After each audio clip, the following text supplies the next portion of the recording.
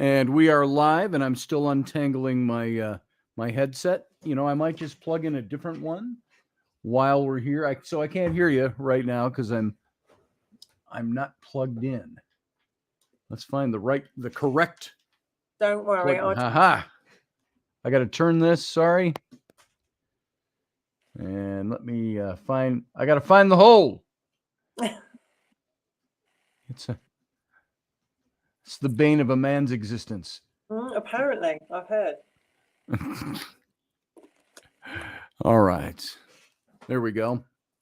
I am sporting my Nanook of the North Mountain Man coat today, just because, just for you, because we are having a downright snowstorm here right now. So we haven't had any snow here today, so no. None today. Yeah. Well, we got about a little less than 2 minutes, and we go live.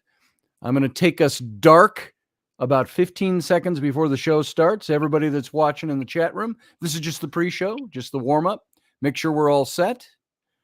Wendy looks amazing as usual, so I don't even worry about that. Thank you very much. That's very nice of you to say. No, thank you very much. Cheers. You old smoothie, you. What's that? I said, you old charmer. You old charmer. Oh, that's me. That's me. So me. All right. It's coming. It's a coming. Lips do not unpurse. Oh, here we go again. There we go. Do we even know what we're talking about today? One of us does, I think. So you're all right, yeah. Yeah. We got some stuff to talk about. So yeah, we'll just wing what we don't know. Fake it till you make it, baby. That's right. Yeah. It's definitely my makeshift studio, so I'm going to have to definitely get my. There you go. All right, I'm going to take us out.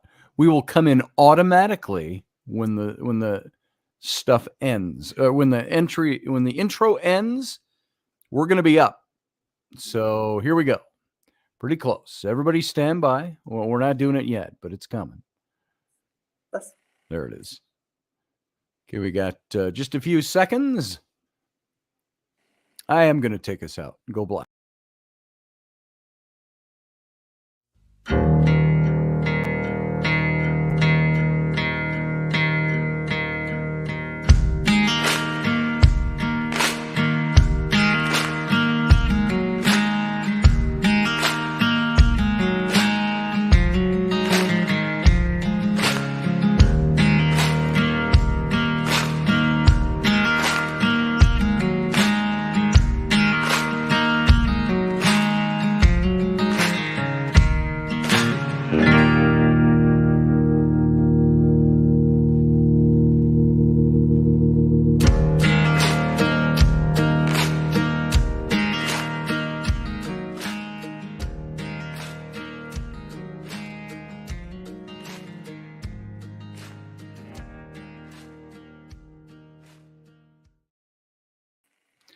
Here we are, folks. It's another Tuesday. It's Tuesday again, as they say in Canada. And I say it that way, again, because Wendy is right now in Calgary, Alberta, Canada, north of even here. So how you doing today, Wendy? Well, I'm wearing Canada colors, red and white, obviously. There it is. Oh, Canada. Yeah. So I salute your colors today. Thank you, sir. Thank you. And I happen to be wearing my. This is from my reenacting days, doing 18th century Scottish regiments fighting for the British Army, and this is a capot. That's they used to make these out of the old blankets, and so it's got the little fringe, to shed the water. This thing's about 25 years old. And so it's pretty well worn, but I would wear this over my uniform when we do reenacting. Yeah. And so it's full of musket burns and all kinds of things like that. What are you wearing that has historical musket burns on it? I have to say nothing. So Oh, I'm terribly sorry, but I am literally on a makeshift studio here in my friend's room with one phone here and one phone there. So like there it total is. break. And for danger of being weird, I have to say what you just said about what you're wearing. Um, man hearing heard I'm wearing nothing. That's the way the man mind works, isn't it? Now talk about the male mind versus the female mind. I know we didn't talk about this at a time, but that's what pops into my head. There is Yeah. such a thing that we knew of called male English and female English, or whatever language you want to plug into that. A man thinks one way, and maybe that's the way we are wired, physiologically wired, biologically wired. A woman thinks a completely different way. That's So when a right. man hears a woman say something like, "Oh, I'd love to see you for coffee," they skip the for coffee part and they're like, "She loves me." That's the way a man thinks. Now, I don't know how a woman thinks in that arena. So let's talk about that for a second. Male and female English. What do you know of male and female English that you could share with us? Regale us a little bit. Well, it's like the old saying, isn't it? Men are from Mars, women are from Venus. True.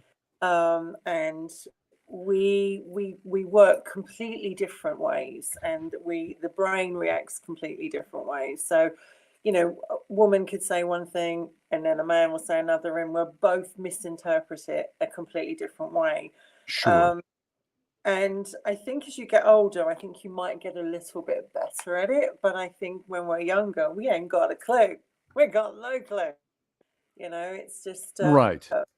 so my signal will come and go here, so just don't worry. But you're right, because it's when you're out with someone and a woman will say to another woman, does this make me look, does this make my bum look big? And another girl will go, you look great, right? And you're going, sure. And then a guy could say it to you and he'd be like, well, no, it doesn't. But, and then you'll go, well, what do you mean by that? What are you talking about? What's the You know? but? Yeah. What's So the there is old joke? Do these jeans make my ass look big? And you say, no, your ass does. But, and now I'm not saying that to you. That's just the old joke. You can't So, see me here, thankfully. right. And not to be too, what's the word I'm looking for? A little too coy or a little too out there with my language or anything like that. But in male and female English, you look at guys and there's another old joke. It was like, now I can't think of the beginning of the joke, but it was about a woman, and I don't say this to be any other way than conversational about it. What is it? It's about orgasms, okay? Mhm. And the joke said something about a woman's orgasm, and the man's response was something like, well, we don't care. We're just happy to be there. So in that respect, and yes, it cuts down to sexual relation. You got to admit, male and female relationships, they all have that. Even when you're not looking for that, they all have that potential that is wired into the back of your brain. Maybe it's the front of your brain, because men meet women, and the first thing we don't think, wow, childbearing hips. No, Yeah. we think, wow, she's hot. She's got a great body. I wonder if she'll talk to me. Should I buy her a drink? Should I look stupid and say hi? Where a woman, on the other hand, I don't think like a woman, but I think, does a woman look at a man and say, wow, there's a good provider. There's somebody who will keep me warm in the winter and feed me, and so on and so forth. So those are the innate things that are in our heads. So male and female, how have we either watered that down, or how does that come out now in modern day? Yeah, just look stupid is what Ken says. Ken Ballos just said, we just look stupid. I think And that's about it. So, it's like in the old days when it still happens, but using it in London, you've got your builders outside and the scaffolders, the roofers and all that kind of stuff. mhm, And a lady walks past, a girl walks past, she's looking really good. They'll wolf whistle. And in England, we don't really bother about that. We sort of see it as a compliment. We think it's lovely, right? right. But some people, some ladies find that offensive because they feel it's like demeaning. And I think we get to the point where we're like, actually, the day they don't wolf whistle, then we should worry about it because that truly means Yeah. we're losing our grip. But you're right. I think when you go on a date with someone, um, like the way we were bigger just then, Scotty, because I can see you better. Because what? Well, I can see you better, like on this small screen. I need that. I need Oh, you those. want the small screen? But Boom. there, yeah. I'm all eyes. When you go on a date for the first time with someone, you are thinking those things, and a woman's probably thinking, "Oh, he's really nice. He opened the car door for me, or he opened the door for me, or he said I look nice, or anything like that." And a guy's probably thinking, as you say, "Oh God, she's awful, or she's hot, or she's got a nice bum, or her boobs are nice, or whatever like that." They're And thinking frankly, and I'm not making a joke here, guys will say, "Will this get me into bed?" some And of them. that's the way a guy thinks. Now, that's a generalization. Guys, don't go ape shit out there. I know there are gentlemen out there that's not what you do and that's not what you pursue. You look for the best in a person. You're having fun and a good time, but Mm, you'd be lying to me if you said that your physiology doesn't lead you in other directions. yeah, And it governs the way we talk. It governs our body language. Guy will stand up straighter and, put out the chest a little bit and suck the gut in a little bit if he's got one. And, that's what guys do. Oh, yeah, there's a hot woman. And that's the yeah. way we think. That's the way guys are wired. What does a woman do? But That's we're the same. interesting. Literally, I'm always fiddling with my hair, but that's just me. But It's okay. we will fiddle with our hair. We will check our lipstick. We will make sure extra on. We're all programmed to look as good as we can whilst being ourselves. But there is, as you say, there is that probably point of view where someone's thinking, am I going to get them in bed? I mean, personally, for women, I mean, I can't speak for all women over there, but I think a Sure. lot of guys just want to go out on a date. They just want to have a great time. They just want to laugh. They just want to Hmm. see what the banter is between two people. They want to see if there's a humor, if he's a gentleman, you know. But I think very instantly if you've got a connection with someone or if it's just Sure. chemistry.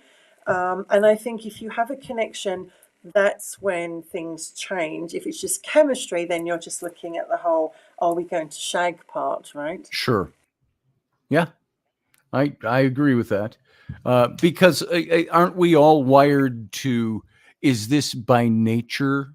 We are all wired to be looking for mates or somebody to mate with, Yep, yep. both men and women. Men don't like to admit that so much. Oh, I don't need a mate. I'm a man. Arr. And we say that women probably think about that stuff a little more than a man does. In other words, male and female English or male and female language. Yep. Female would be looking for somebody that would be good for her for life, while the man might not be thinking that far ahead. He might think, oh, it'd be nice to have her around all the time, but Yeah, he's thinking to the end of the night. I think you're absolutely right because I think women have a tendency to actually think, oh, I'd like to see him again. Could this go somewhere? Could this be Hmm. someone special? Oh, I can imagine being with him.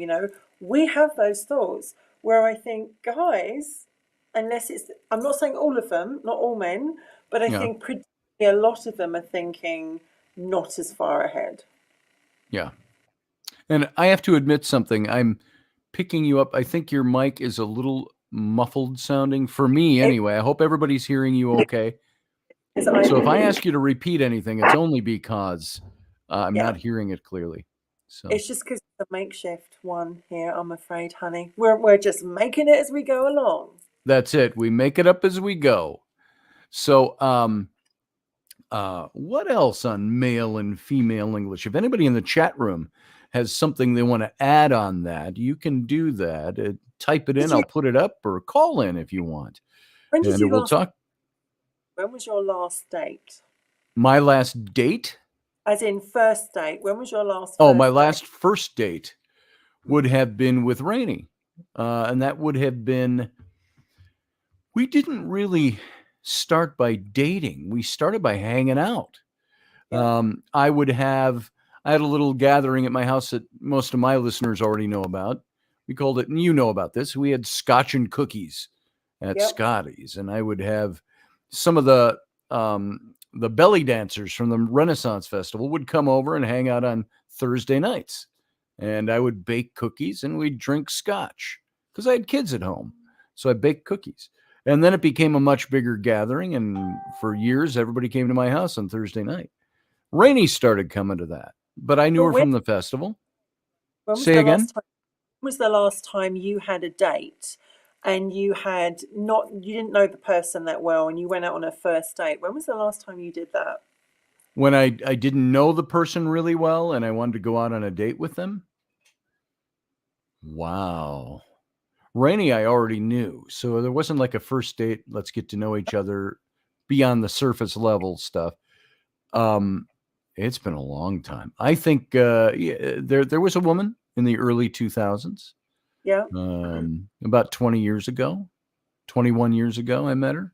We ended up dating for 4 years, something like that.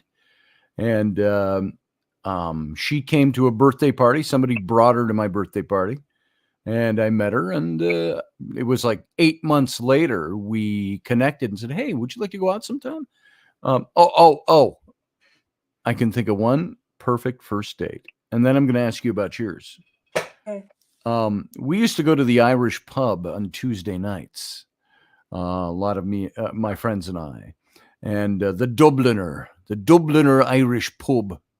No. And so Yeah. we'd go to the Dubliner, and there was a woman there that I thought was so extraordinarily exotically beautiful. And she had short cut hair, kind of Yeah. bunched up on the top. She was built very well. And I always stood at the end of the bar, the corner of the bar with my buddies, and we had drank Guinness and scotch. Mm-hmm. And she would always make her way to the bathroom, walking right by me. And I thought, wow, that's a good looking woman. And of course, the male mind kicks in. That's a good looking woman. I wonder if I could get in bed with her. That's because that's what we do. We're dogs, okay, by nature. And it's our ability to rise above what we are in the rough that makes us worth anything. And so at one point she stopped by, and she coming back from the restroom, and she goes, "Well, hi." And, "Well, hi." And so then, and we exchanged emails. We emailed each other. This was in the year 2000. And so texting and all that wasn't the big rage yet. And so we emailed back and forth, and she actually said, we should stop all this weird texting and get together face to face. So she asked me out, and we went on a first date. And I was 40 years old, and I was nervous. It was weird. And so that was a first date, and it was good. It was an exciting first date. It was exciting because there was the unknown factor, exciting because it was new and it was fresh, and it was somebody that I admired from a distance that then wanted to. So that made all those things good. How about you? But What about when you yours? what was your thoughts when you were with her? What were your thoughts? What were you thinking? I wanted to know more about her because all I had so far was a visual representation of who she was. Mm-hmm. And I wanted to know more about her. I found out she was an attorney. She a very young attorney. I don't think she was 23 or 24 or 25, something like that. She had passed the bar. She was working as an assistant district attorney for a county. and outside the Minneapolis area. And so we got to know that. And I found out she owned rats and she loved her rat. And I said, how appropriate, an attorney owning rats. And she gave me a rat for my kids, stuff like that. We went out a couple of times and I think there wasn't the connection, but there was, I think for her side, I was 40, maybe 15 years older than she was. And you could tell she was a rocker. She had a pierced tongue, even though I said, what do you do about that pierced tongue when you're in court? She says, oh, I got to take it out. I have to take it out to do court. And on a professional level. So there were all these thoughts that go back and forth when you're with that person. Mm-hmm. What are the thoughts? The thoughts are the natural ones. Wow, I would love to see her without any clothes on. Then there are the other thoughts. You laugh like I've never told you that. That was a weird true confession moment, wasn't it? But wow. Nobody heard it. I gotta dig out of that hole. Am I blushing yet? But it was a fun experience, I think. Yeah. I didn't like the follow-ups were. I remember we were sitting on her. This is the second date. Sitting on her sofa. She's got my head on her lap and she's stroking my hair and she says, you're a writer. Tell me a romantic story. Oh. And I went, blank. I went blank. I went totally blank. And I'd just written Tam O'Hare at that time. And so I told the romantic tale of Tam O'Hare. And I said, that's probably not what you're looking for.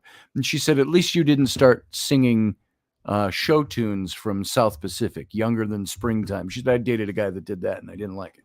Okay, now it's enough about my story. What about you? What did you do on first dates and what did you think? Just putting the charger in here because where is it? There it is. First date, let me think. Oh my God, I've had a few wonderful first dates and a few first dates that were. I'm probably going to tell you one. We got a little choppiness. There's a few. There's the first dates you have, and you actually think to yourself, "Wow!" Right? So I know it comes and goes. You really like it, and you got that great connection between you, and you think there's gonna, I want to see this person again. He's really fit. He's really, makes me laugh, and you like all that, right? I heard that. But then you've got the other ones where it's really awkward, and you don't know what to say. And I tell you about a recent date I had, going back now, probably into the middle part of the year. I'm really not great with dating. Dating is just so brutal. And I don't like absolutely dating. Can't stand it.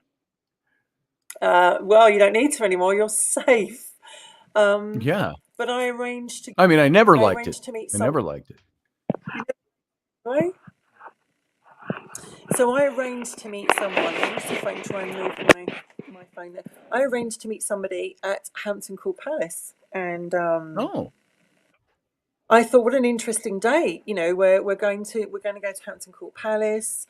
We're going to have to walk around and look at this beautiful place, and we, it's not going to be awkward. And I was late. I was 2 hours late. I was 2 hours late on this day. I have honestly, I wanted the ground to open up and literally, eat me. I was 2 hours late. Anyway, we got there and it was just before the Queen's funeral, actually. I think it was around that time. So there was lots of flowers on. And apparently he thought the flowers on the gate were flowers to buy to give to ladies, not realizing there were flowers left for the Queen. So he'd actually got, he had that kind of, no, sir, they're not for sale. That's for the Majesty the Queen. So eventually we went on this day and we walked around. That's not your seat. Around Hampton Court Palace, and it was amazing. It was a really good date because we were not stuck in a place. There wasn't any awkward silences. Sure. We were looking at history. We were laughing. We were chatting, and obviously they were checking me out, and obviously I was checking them out. But we're doing it really subtly because you're in a place. And that date lasted for about 5 hours, because obviously Hampton Court Palace is so big. Um, and there was lovely moments where, we were in the garden. It was a beautiful sunny Right. day, and holding my hand. It was, my arm in him. It was really lovely, and I actually thought to myself, I'm really glad I chose this as a perfect first date because it was different. No bar, Yeah. no restaurant. It was just us, and then we had afternoon tea afterwards, and it was brilliant. And I actually think that is a really good first date. Instead of people just going to the bar or meeting for a coffee or a restaurant, actually go somewhere and meet someone. Right. Do something. Because as the hours go past, you actually know if, yeah, I really want to spend more time with this person, because you're having to, having to sort of like do more. And we Yes. did. We dated for a while after that. So it was a really good first date. That's a really good memory. That's really good. For me, when I said I didn't like dating, I've never liked dating. And I think some of that began when I was younger and I had absolutely no confidence. All the guys I knew could go to bars and pick up chicks, as they said. Yeah. I couldn't do that.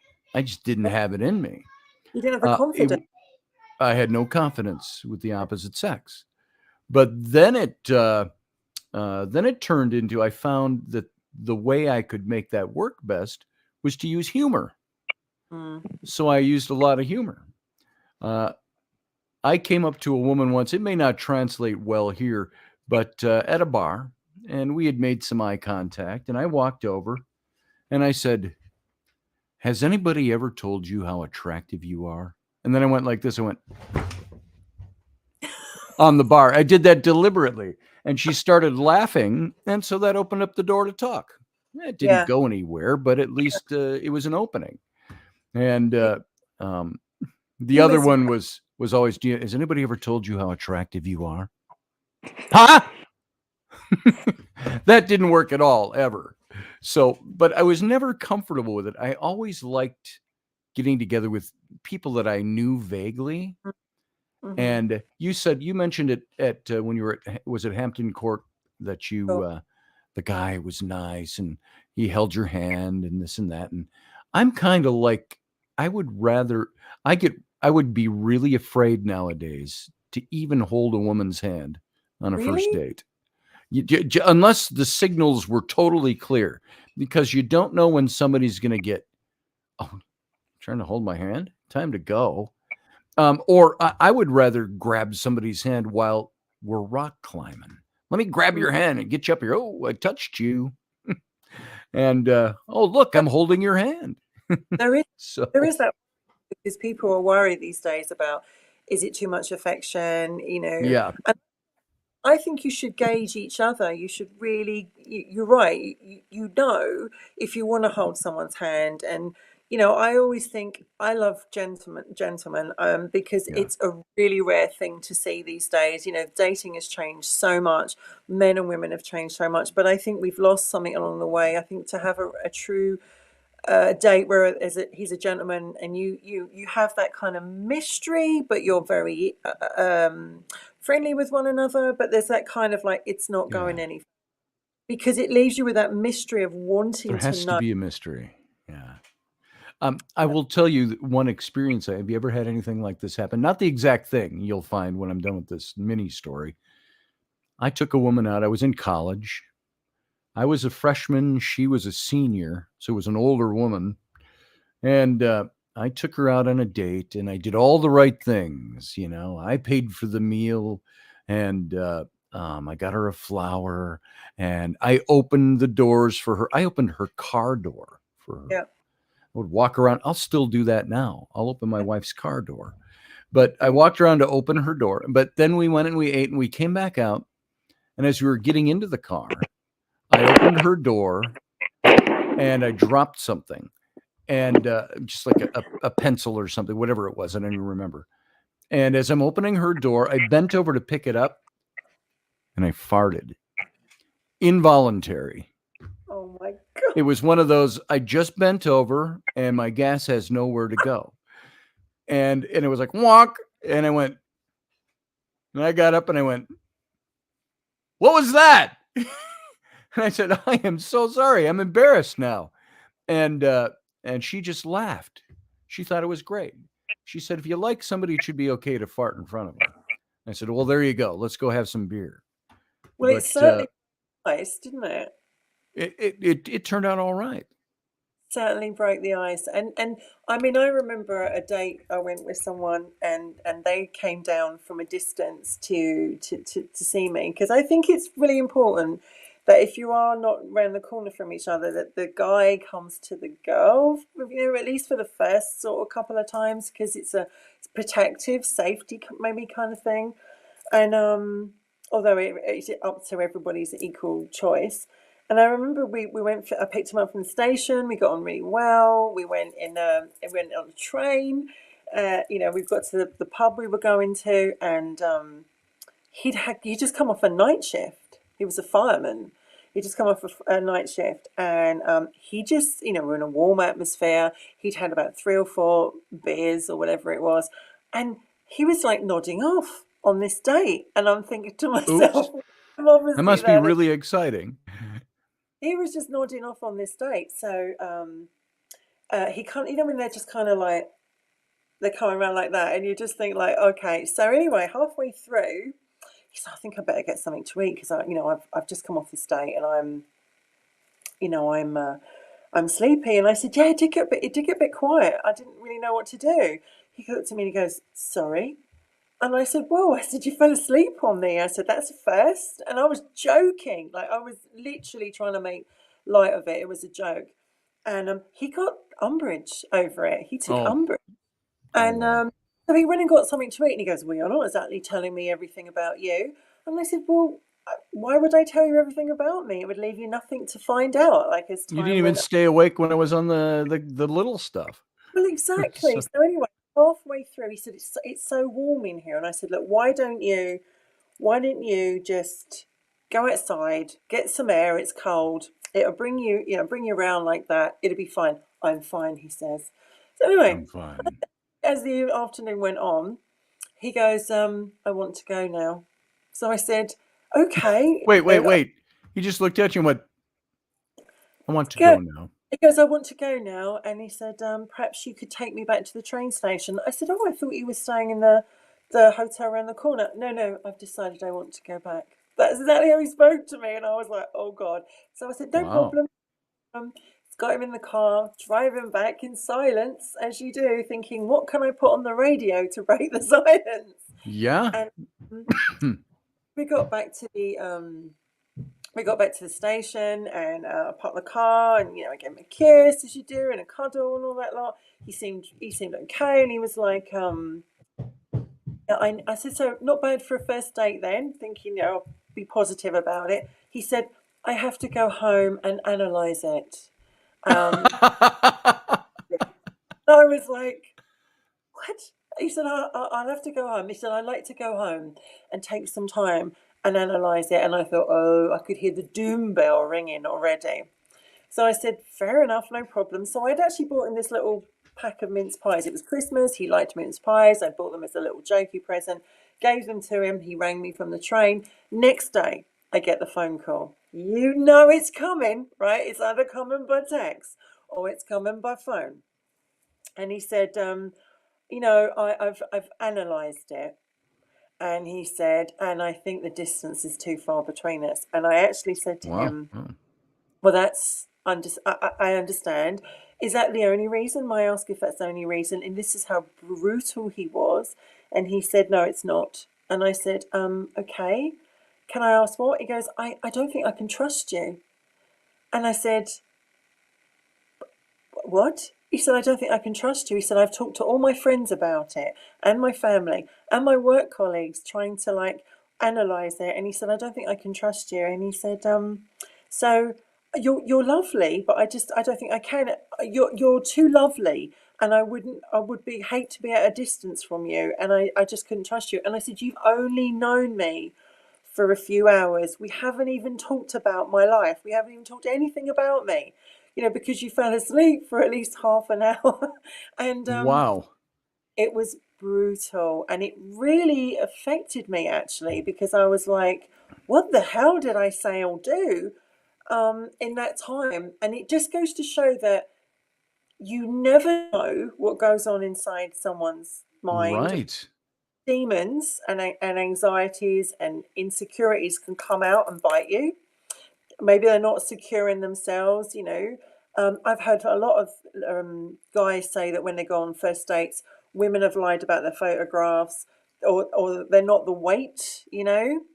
Where you like they've lied It about their wasn't weight, me. and women too. So it is brutal out in the world of dating. In fact, so much so, I know so many people that just don't want to do it anymore.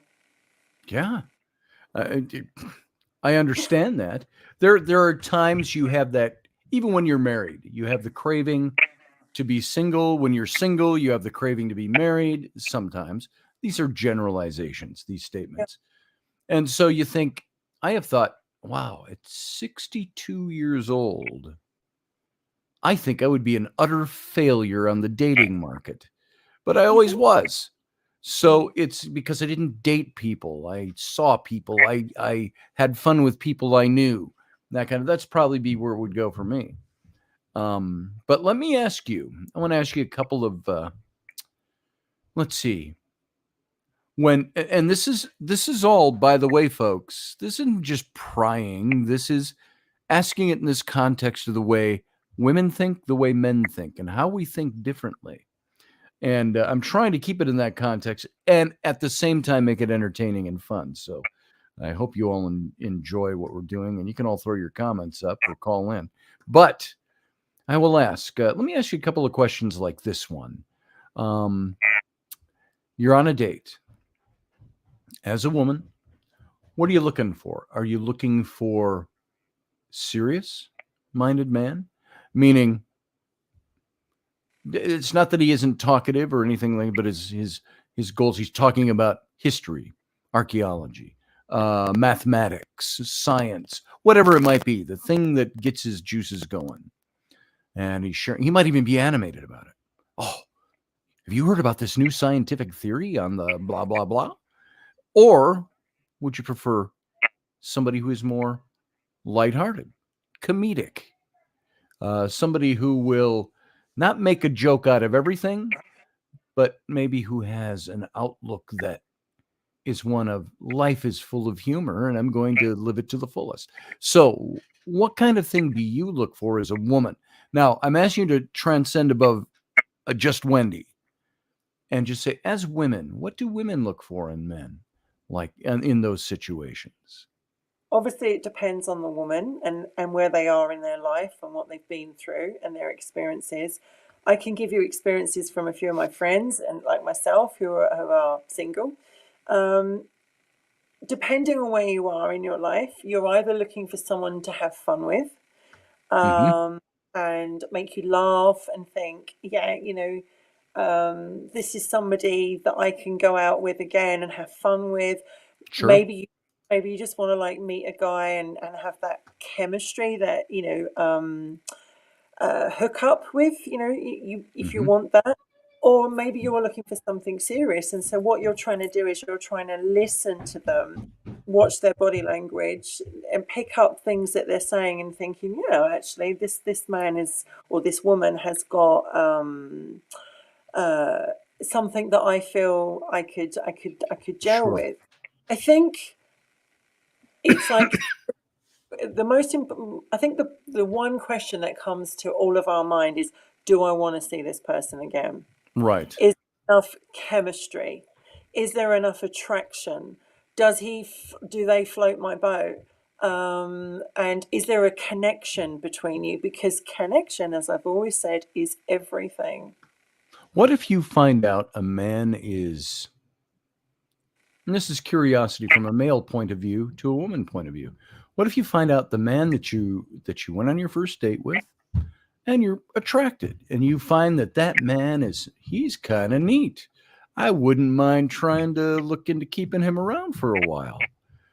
And but then as you keep them around, because you can't hit every topic on a first date.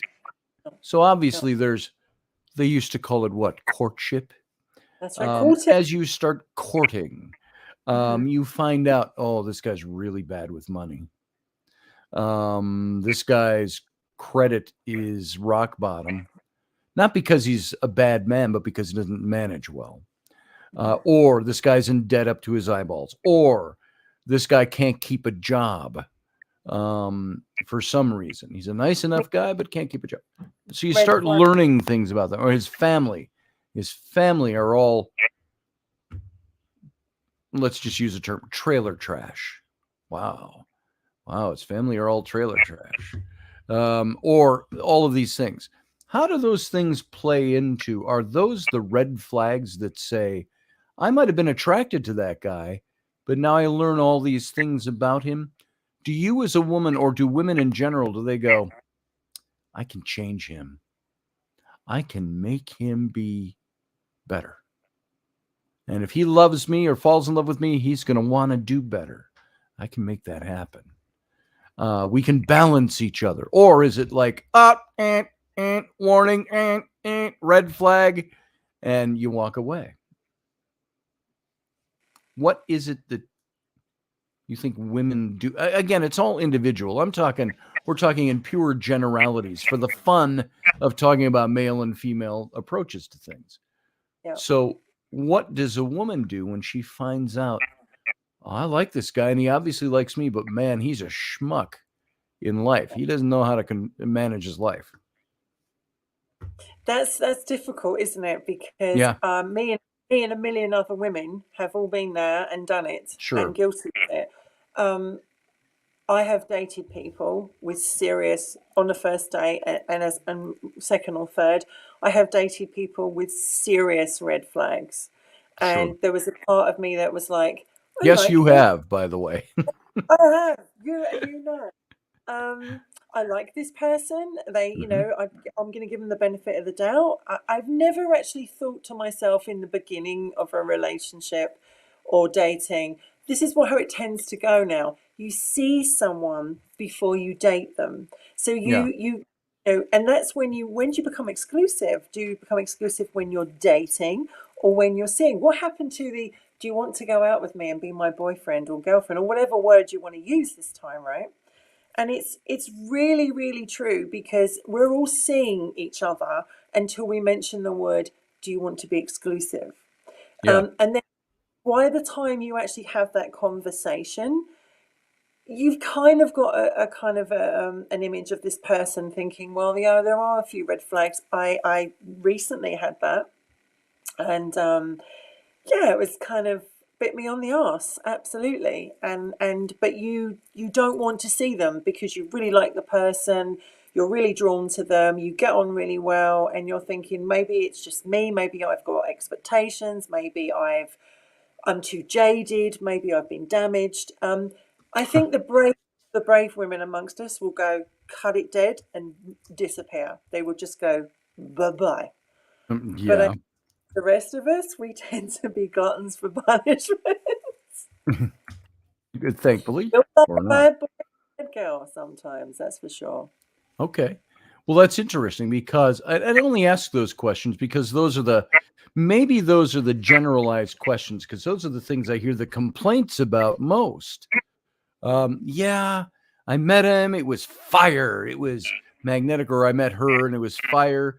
And we jumped into it so fast and we got married. And then all of a sudden we learned all these things about each other. And I made a mistake. Now, I can relate once you're in that position,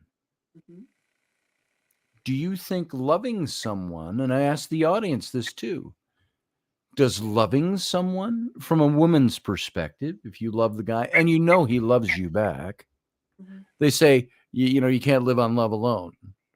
But what's the old song? Even though we ain't got money, I'm so in love with you, honey, everything and blah, blah, blah. So is that a truism in the world? Is that something where a woman can look at a guy and say, boy, is he messed up, but he loves me? Do you think that, maybe this is leading you a little too much, but do you think that a man who feels that way about a woman is willing to look at the things he's messed up on and listen to what the woman has to say? Do you think go ahead. There's men who do that, absolutely, Scotty. If a guy realizes he's met somebody incredibly special, and we're generalizing here because a lot of Sure. guys that will happen, but there are guys out there that will go, I've got to get my shit together. I've got to, I can't. I've got to show that she's worth something to me, that she's worthy of something, and even if it's the smallest of things that just makes a difference, they will do it. And then you have the others that really don't give a damn. They really don't give a damn, and they're just after you for whatever they can get or whatever. It is a minefield. The male mind, the female mind, the whole dating situation. It is, like, for instance, like, as I said, if I'm seeing someone and I'm seeing red flags, that's okay, because I'm not dating him. I'm only seeing him. But if I'm dating him and we're exclusive and I'm seeing red flags, bite me once, shame on me, and Sure. bite me, definitely shame on me, because you knew that going in. I had I got myself into something years ago, and I'm always very open with a lot of things, but I was in a very abusive relationship, and I'm in my early mid-30s, and I probably had every kind of warning, screaming bell in my ear going, don't do this, don't go there. I just knew it, but I really liked him. Very nice person, charming, easy to talk to, fun to be with. And I think we kind of ignore a lot of them. We give them a lot of benefit of the doubts. Well, maybe it's this, maybe it's that, because maybe we're not wise enough to know the difference, young enough, old enough, or whatever. And 9 months down the line, when the Prince Charming turned into the Prince of Darkness, you actually realize what you're actually dating, and then you're in hell, because your emotions are engaged, you're in love, or you've got all this kind of bonding situation going on.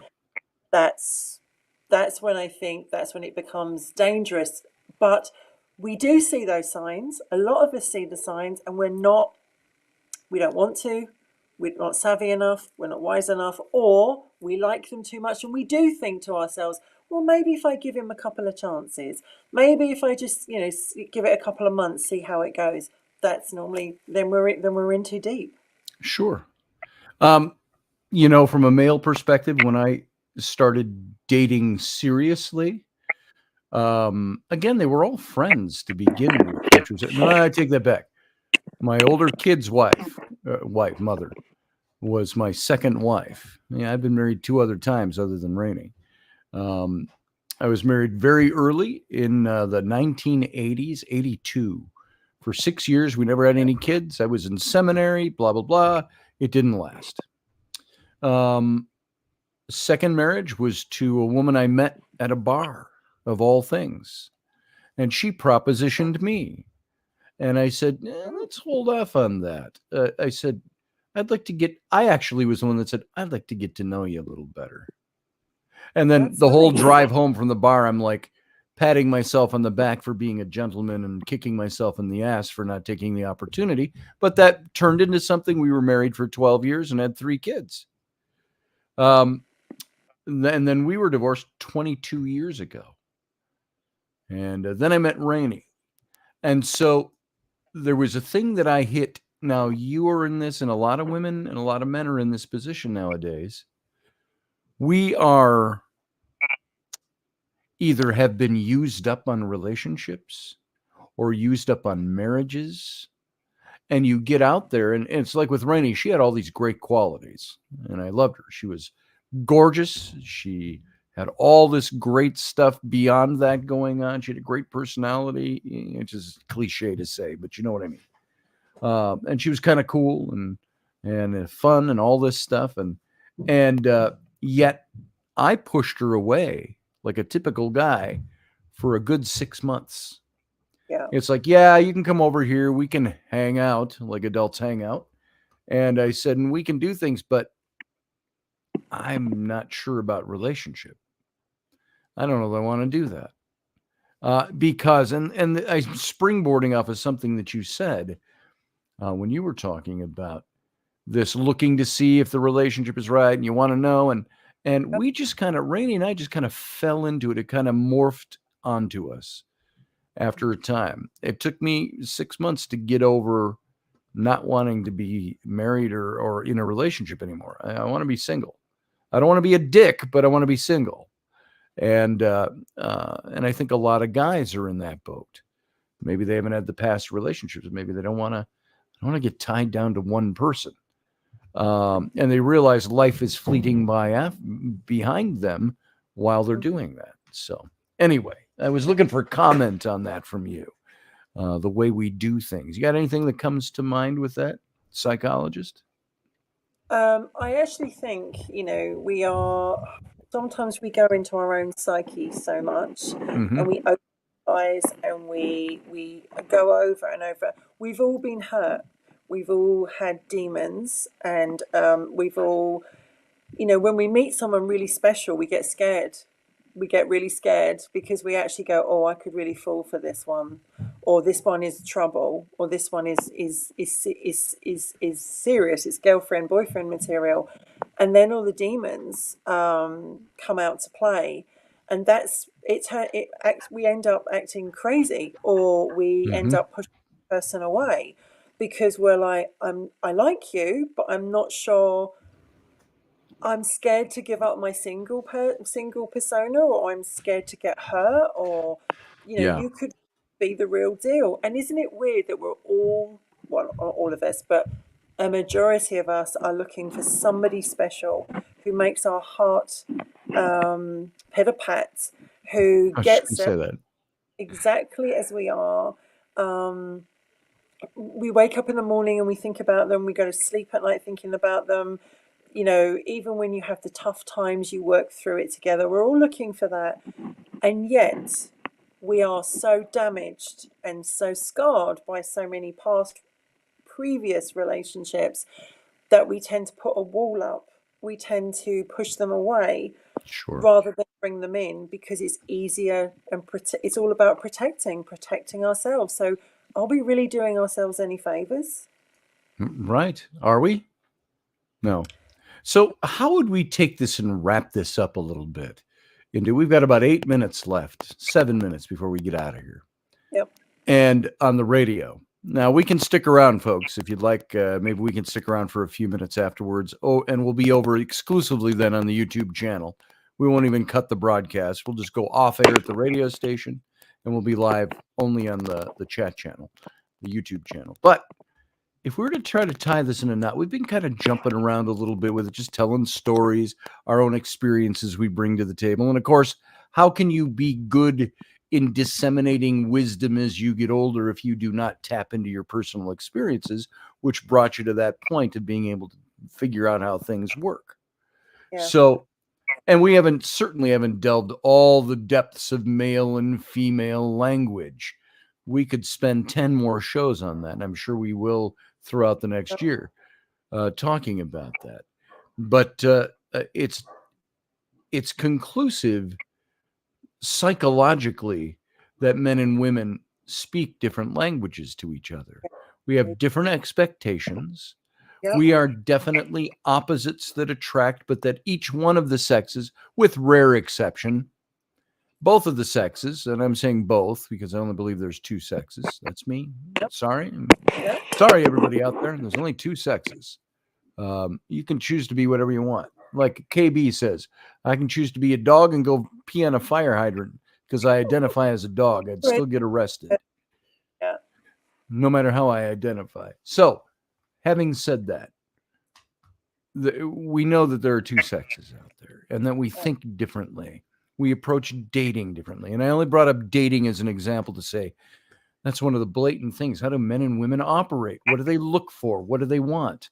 And then once you get it, there's a whole list of other things that fall under male and female English I think the or hard, language.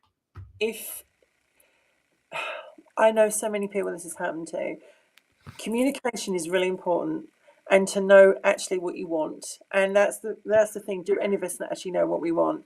But it's like Right. trying to not let your mouth run away with you and say things that you don't mean, you can't back up, and you've got no intention of doing. Because what's the point of saying it? You know, so many people have said, "Oh yeah, I want to do this," and then they never see them again, and they get ghosted or whatever.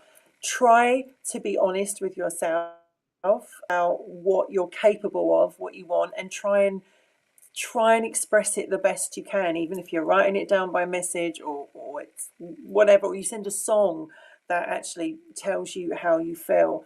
I think there's ways that how men and women can talk to each other. I think if you Sure. can't find one way to do it, then there's always another if you want to. Okay. And I would agree with you. And I would think if there was one thing I could impart to my sons as men, you know, my daughters, it's a different kind of relationship, and there's different things I teach my daughters. But for a man, I would teach him to be confident. Be confident about yourself. Be confident about what you're looking for, what you want. Never be cruel. Always be kind, and find a way to do that. And do it with good humor too. But then you run into even my own kids. My two sons have totally different personalities from each other. And you don't want to play with anyone's heart, because That's right. there are men out there who are very romantic, very soft-hearted, very heart on the sleeve. And I know so many men that have been hurt and damaged by ladies too. And I think Hmm. it's like, don't play with someone's heart. If you're, don't say things you don't mean. Don't, you know, and if you need to communicate, find a way to do it. Because, you know, at the end of the day, you're remembered. You're remembered for what you said. Yeah, You're once you get it, once it comes out of your mouth, you can never take it back. that's right. That's right. Well, that's interesting stuff. You know, for the radio audience, we got to tell you, I hate to say this. Oh, wait. We still have 4 minutes left. Oh, So we my got bad. far. 3.5 minutes left. So 3 minutes before we hit the outgo. So Ken Ballas just said another great show. I hope that you all interpret this as a great show, because I think this is, and a lot of this was just impromptu. I said to Winnie, we're just gonna go with this today. My Mm. sound just went out. Oh, you know what? Something is set funny. We're already off on the radio, and now Oh, we're only back to the. So I'm going to unplug my headset. How about that? So the radio was supposed to go off at 58. Oh, it is 58. Okay. See, I got a clock that says it's 58 minutes after the hour, and I've got the clock on the timer that says it's 55 after the hour because I went 55 five, minutes. five. So technical stuff. This is why I need a producer. Yeah. So people wonder why I forget to turn my mic up. So there are, we're out on the radio station. We didn't get to do our exit. We'll do it when we're done here talking. But we can go as short or as long as you want. So, and I don't want anybody to interpret. Do I have feedback coming through all of a sudden because I the can't microphones are know. different now? It picks up my mic differently when we're off air. So, Just literally look at the and if you comments turn here, me because down enough, can't. you're not Oh, going to it be able to hear disappeared me. again. There it is. Okay. I can't hear anything. No, Your sound is off nope. too for some reason. Looks like it from my end. It's Well, probably you know, just my end. that's because I'm in a little bedroom. Yeah, it's got to be something I'm in like that. in a small town in Canada. A small town in Canada in a little bedroom. I'm So, not in Calgary. I'm in a place called Okotoks, and oh, okay. I actually I did a bit of research today of some of the paranormal in Calgary, and it's actually really interesting. Really? Now, how Yeah, much it's very longer are you going to be there? well. I'm trying to extend my trip just by a short while, and if that's possible, I would be here till around about the 11th. Otherwise, it would be I leave on Sunday. Okay. All right. Yeah. By the way, Daniel Craig says, James Bond, he says, but don't get hung up on the false macho feminine dichotomy. You can be a man who cries when he's emotional. Don't let anyone tell you who you are. And you can be a Yep. woman who knows how to fix a car engine.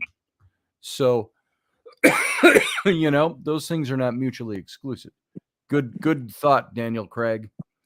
I'm Um, actually my friend and I were thinking of actually writing a book, a small book, mhm. about the internet dating Ah, and some of the horror stories, and not just from what we've experienced, but from other people have sure. experienced, and make it into a short stories. Because the more you talk and to people, male and female, you just think. I mean, I've heard some stories in my time, but I'll bet. there's some out there that you're like, what, really? Where are you coming? What are you coming from? Where are you coming from? Yeah, Yeah, I yeah, and get women. that. It's surprising, actually. It's not always the men that are the dirty dogs. It's the women too, right? Yeah, I've experienced a few. Yeah, So it's where you think there's something good happening, and all of a sudden it's like, no, yeah, I don't really want to see you anymore. Okay, what yeah. did I do something? Did I misspeak? Did I do? No, Oh, I just don't want to see you. Okay, I could. okay, I fair enough. I was dating someone incredibly lovely, and we were dating for about 6 weeks, and literally got on incredibly well. No sign of anything. No, nothing at all. And then just out of the blue, he was like, "I'll see you tonight. I'll meet you for a drink." You're like, Oh, "Okay." oh, this guy. And literally, I up at the pub, and he's looking okay, and I'm sitting okay. And his last message to me was with the emoji kisses, so you think this is good. And then out the blue, you put the drink down on the table, and he was just like, "So I don't want to. Like, my feelings have changed." And you're like, "From when?" And it was like, "Well, I don't know. I can't pinpoint it. But 2 days ago, you were telling me how much you were really into me, Right. and um, you've done nothing wrong. There's nothing you've done. I'm just my feelings have It's changed, and not you, it's me. I know I just sat there and I was like, what a crock of shit, right? Yeah, yeah, Um, and it is. for being stunned, absolutely stunned in there because I'm like, I saw no sign of it. There was Mm-hmm. Mm-hmm. no hint of it. We were chatting, it was happy, and then just like that, and you're just like, Boom. wow. And Done. it does, it really starts to damage you. And not just us ladies and the guys too. Yeah. What was I just thinking of in context to all this? No, it's the thought's gone. So it must not have been too important, I've got as to my say, parents would say. body. You cut out a little bit on me. Very suave today. I've got to say, Oh, like it. About. well, thank you. That's almost as good as Kenny calling me too hotty Scotty. So He told almost. Not nearly as good, but almost. Scotty. When I'm on the show sometimes with KB, he'll go, "Hi, Scotty." He was, I notice he hasn't come on to say hello. Like, He send a, hasn't. He has the opportunity, but he hasn't. yeah. So we'll leave that in But your court, Kenny. in some ways, I envy you, Scotty, that you're married and you've kind of got that, because those of us that are out there and you're trying to understand men, and we will never truly understand the sexes. We really, Nope. really won't. I don't think we ever will. It is a minefield. I know people that are dating and really happy, but then the fear comes in. Oh my God, if This is this went wrong, I don't think I can handle it. I don't think I can do this again because I've put myself out there. I've given myself to this person again. Oh my God, what am I going to do? And it's like, it's scary. It's really scary. I think there are a lot of people too that their perception of a permanence in a relationship, which equates to for most people marriage, that Mhm. there are religious dogmas that govern that. Yeah. And so they view it as this is permanent and forever. I'm entering into something from the get go. Their thought is, I love this person enough that I'm marrying them. And they don't think of the love part. I'm going to be able to love this person the rest of my life and them love me. They think of, oh my God, this is it. I have sown all my oats that I've sown have been sown, and they will never be sown again. Yeah. And I'm done. Life is over. I'm getting I never viewed my marriages that way, my marriage that way. Mm. And I'll tell you, with Rainey and I, most people know Rainey pretty well that listen to my show. Rainey is a pretty amazing woman. We've had but our relationship is rocky sometimes. We don't have, we're not we may come across, and sometimes we work very hard at coming across like we've got our shit together. Mm-hmm. But when all the while we're like, we really don't have our shit together. We're playing this by ear too. There's times you want to call it quits. There's times you want to stay together forever. There's times you want this, times you want that. So even what we deem to be good relationships aren't always good. They're relationships that are good because you make them as good as you can. It's constant work. The moment you stop working on them. Right. I mean, I actually know a married couple. They've never had an argument or a disagreement Wow. in all the years of marriage. And you just think like, okay, that's lovely, but that's really far and few between. Who's And the my I would ask in that relationship, who's the person that's giving up something that's not my my speaking their stepdad, mind? stepdad, I just wanted to say this story. My stepdad died last year, Mhm. and he was 7 when he died, and my mum is 85. And they were together for 25 years. And my mum said that when he died, it felt like part of her had gone with him. Yeah. And said, I actually don't want to meet anyone, obviously at her age, I don't want to meet anyone else again, because we had, even though we had our ups and downs and it was tough going, I don't want anyone to sort of, there could be no one that could take the place. And I think that's what happens is if you work hard at it together, if you invest in it, it either works or it doesn't. Everything in life is a gamble. You can put 20 years into something and it won't work. Right. It's all a gamble. And I think when he passed, I saw in her that her soulmate had gone. And for her, it was just a case of passing the time now until they could be reunited. And I think Sure. a good relationship has its up and downs. It has its bad and good times. You hate that person sometimes. Yeah, You want to bury them in the garden with a shovel. that's it. And you want to like cuddle them and be close to them. And I think when you're actually thinking of ways to kill them, it's time to Oh, leave. yeah, yeah. I think that might Because be safe. I think relationships work the best when there's intimacy. You don't have to be happy with each other all the time, but intimacy, I don't just mean sexual intimacy. I mean intimacy, Yeah. holding hands, hugging, cuddling, if you will. Mhm. It's not a word men use often. Cute, cuddling, those are words that are not usually in a male vocabulary lexicon. But But some guys like to cuddle. They love cuddling. yeah, I love to cuddle with my wife when I have the opportunity, and there's You not a know, child in between us.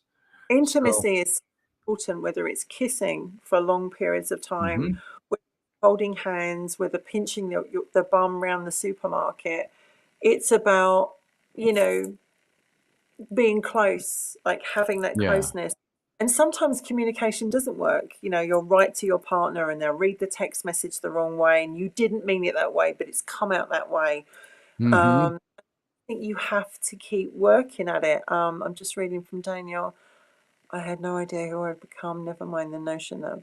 Okay. Now I'm a psychic vampire, myth, Merfairy, love, lycanthrope, bitch, and she's the. bewitch, and she has the patience of Job. There you go.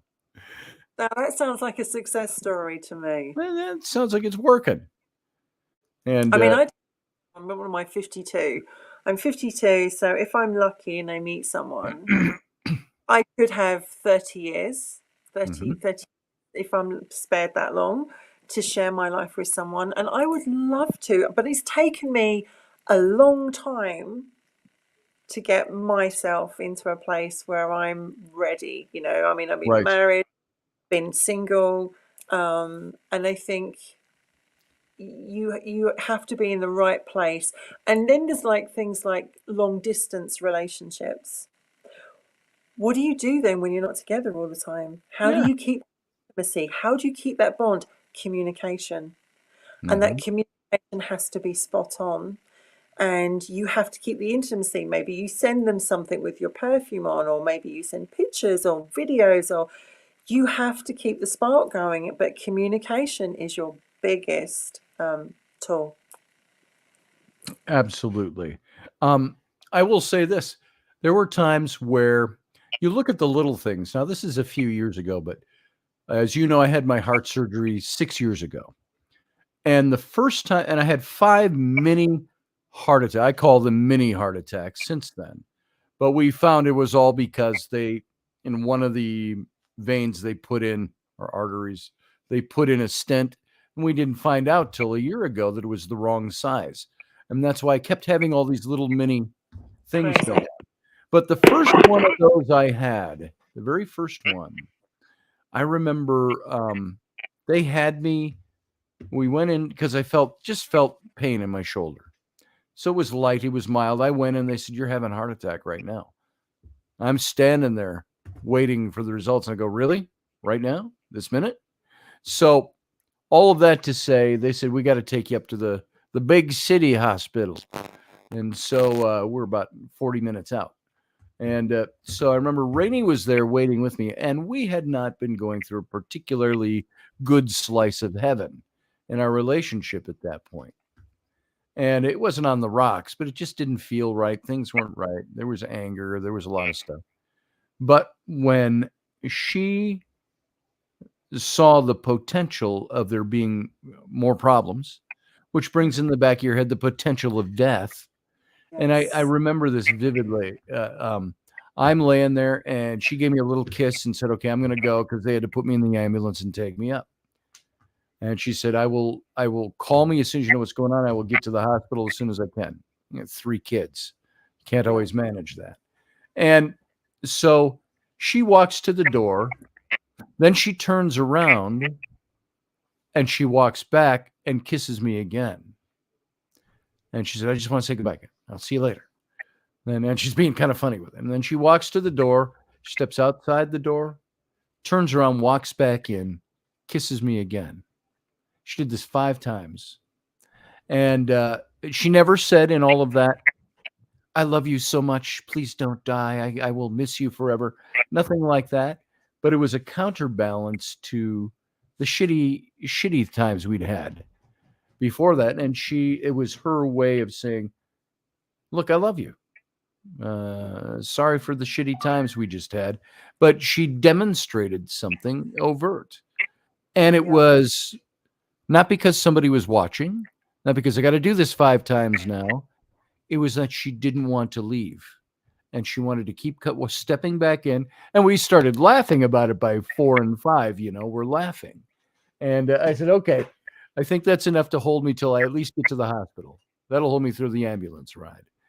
And so there are things I think that men and women, when they're together, life isn't perfect.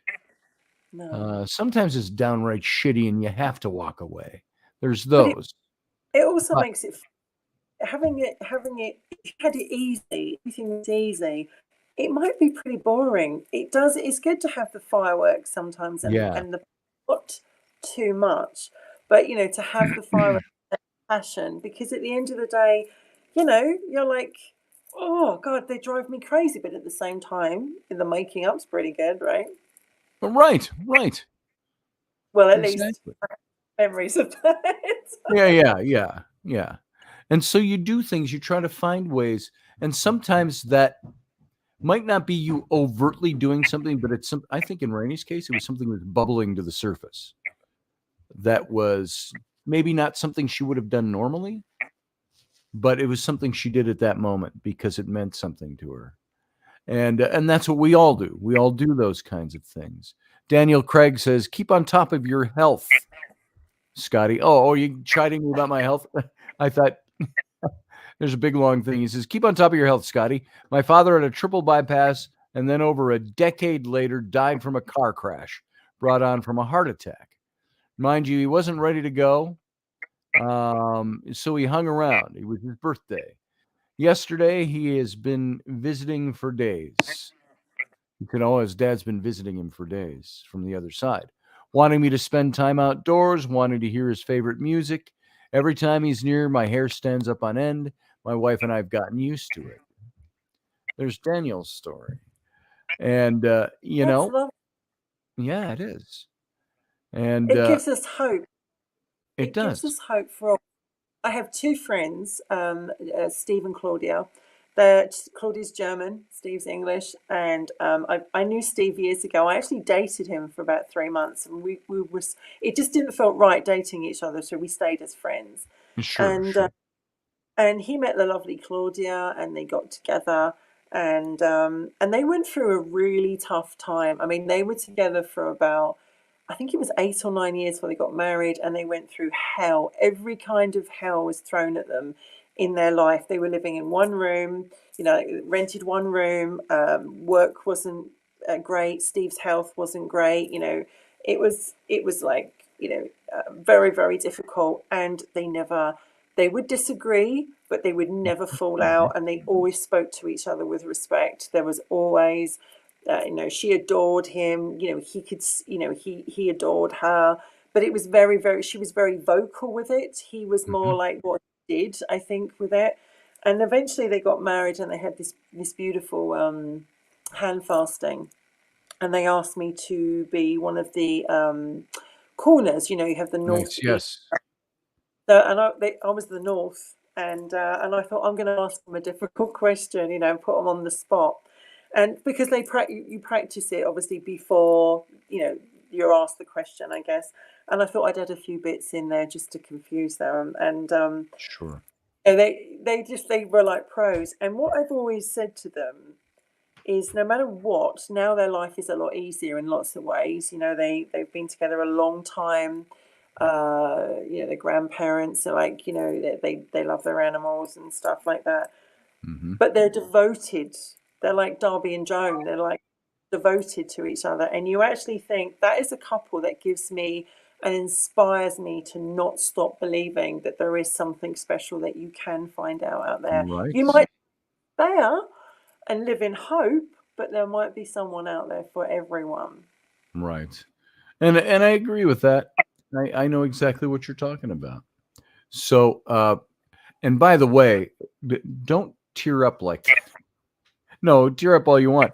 Made me tear up. I watch you tear up, and I started tearing up. It's like, oh boy. But Daniel, that was very good. I appreciate that. I appreciate what you just contributed with that. That was profound is not the word I'm looking for, but it's the one that popped in my head. Isn't that love? Love does Yeah. exist. Yeah. That's I had cool. one experience like that, and I'm sure I've told you about this a long time ago. And I probably told the radio audience at some point, but my aunt, who was 11 years older than I am, back when she was about 45, she passed away rather suddenly from an illness. But it was an illness we all found out later brought on by the fact that she was a closet meth user. And we didn't know that about her. She didn't have the characteristics of a meth user. But she was a drug addict, but she was a neat person. She was a witch. She was all the kids in the neighborhood loved her. I'm talking about the teenage kids. They all called her mom because of my cousin, her teenage son. She was a wonderful person. And one day she called me and said, and she'd talk your ear off. I'd fall asleep sometimes on the phone talking to my aunt. Bless my heart. But she called me one day and said, my feet are swelling up and I don't know why. I'm going to go in and get that checked. 2 days later, she was dead. She had her body started shutting down. Well, all of that to say Now, what was I? That was right around 95 when she passed away. So I was about 34, 35 years old. And I had a dream one night. And in this dream, I'm in a house that I lived in. It was my house. It was a small, like a bungalow style house, and it had the wooden floors and all the wooden casements and the wooden archway between the living room and the kitchen and the dining room with the china cabinets built in. It was all built 100 years earlier. It was a gorgeous little house, but it was like a post-holiday dinner. The dining room table was empty. Nobody was there, but it was full of food. You know how those look after you've had a big feast and everything's Yeah. all over and people just pick off of it for hours. There was blue light coming in through the windows, reflecting off the snow just at sunset, it seemed. And so it had that whole aura about it. And the phone rings in my dream. And I had trouble finding where the phone was. And I looked over one of these little china cabinets. It was built in. They only came up about 4 feet high. And I looked over it, and behind the big overstuffed chair in the living room was a telephone down on the floor in the corner, not hooked up to anything. And it was ringing. So I reached down in my dream and I picked it up. Hello.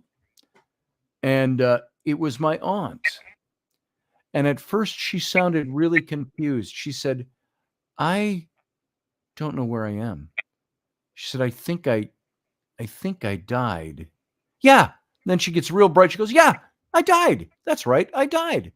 But I just called to tell you I'm okay and I love you. Click, and I'm awake. And I've had more people who have that have the gift of mediumship or psychic energy who will say, that was a contact. Mm. Your aunt contact. And I've never had a dream like that about her since. Yeah. But so it was very interesting. But those, like Craig was talking about, and you were talking about, those. The greatest thing, love doesn't die. It's the one emotion that when you leave this planet, it's probably one of the only emotions that you take with you. And death doesn't part love. Whether That's right. you marry, have a second marriage, if someone dies or whatever, you never forget the love that you shared with that person. And love is eternal, but it is so painful to Yeah. either have Mhm. your heart broken, to lose them by death or by adultery or by whatever way you want to say it. Love is painful. And I think our late Queen, she had a very good saying. She said, what was the word? Something about the price of love is grief or something like that. And I Yeah. just thought, wow, that's absolutely true, Wow. because the price of love is grief. Because if you didn't love them, if you didn't care, you wouldn't really do to come back and say, I'm okay. Yeah. Interesting. What came to mind just then? And I'm in the habit of always saying, if something comes to mind and I think it's pertinent, I'll say it. Yeah. Remember the movie The Wizard of Oz with Judy Garland, the classic? Yeah. There's a line in that movie where the wizard is reaching into his black bag and giving something to everybody. And to the Tin Man, he gives him a heart, the heart clock. And he says, oh, look, I have a heart. I have a heart. And and the wizard says, just remember this. He says, a heart will never be made practical until it can be made unbreakable. So Yeah. that's what we have. Hearts are so easily broken, and we're so easily, we can put on the bravado, whatever language side we're on. We can put on the bravado and walk away. And say, well, I'm good. I'm fine. I'm moving on. Hey, moving on is a good thing. We can do all those things. But the wizard was right, in that context. A heart will never be practical until it can be made unbreakable. Isn't And it the most so, wonderful, the best gift you can ever give someone, apart from your yeah. time, is your heart? Because there's a lot of gifts. I mean, one of the memories that people leave with us when they go, it's not just the bad stuff, but it's like the little things that showed they loved us. Love is Hmm. such a. It was a really good say. wanted to talk about this in a show. Love, those 4 letters can break you or make you. And it's In like truth. every day, I love this, I love you, I love to Mhm. do that. Mhm. They use it all the time. And yet, when the Queen used that when she lost the Duke of Edinburgh and Prince Philip, and she said, love is the price we pay. Grief is the Right. price we pay for love. Yeah, and I just thought, wow, that is absolutely spot on. Yeah, it is. And that's probably a good note to leave this on. It is. We can talk about some other things next time. We'll either do something historical or something paranormal or something Yeah, archaeological or something political or something relational. One of those things will be what we bring you next time. we will. And I've got some really good ghosty stories from Oh, Calgary. I very think would good. go. Yes, Want to hear some of those. they're very So, good. all right. Wendy, it's been a pleasure as always. Yeah. And ladies and gentlemen, we want to thank you for being here. And you know what? We're going to be back next Tuesday at the same time. And so, in the meantime, however, live long. I can't fit it in. Live long and prosper.